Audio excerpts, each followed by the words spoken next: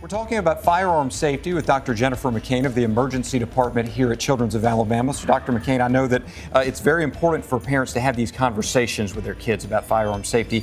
What are some of the major points they need to mention in these conversations? Yeah, I think it's something that you want to think about from an early age.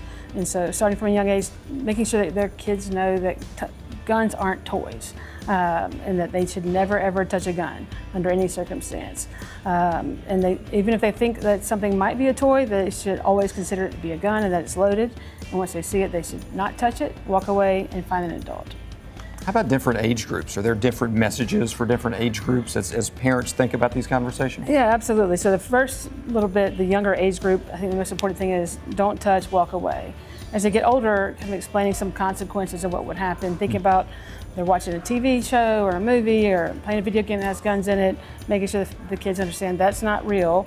There are not real consequences happening there. That if something does happen in real life, it could be forever. So this needs to be something they consider for long term. And then for older kids who are hunting, that's a kind of a different kind of zone. Thinking about how you handle the gun when you're out in the field. Always consider that it's loaded, never look down the barrel of a gun, always have the tip pointed downward, and having some hunting safety classes are always helpful too. And if you do have a gun in your home, there are a couple different ways you can secure it so that your kids stay safe from it if they do get to it. Absolutely. So talking to your kids is important, like we talked about earlier. Kids should understand that guns are dangerous and should be careful with them.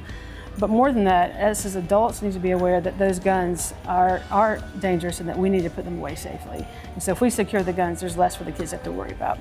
So as we secure them, the most important thing is to put it away, have it unloaded, have it locked, and keep the ammunition separately.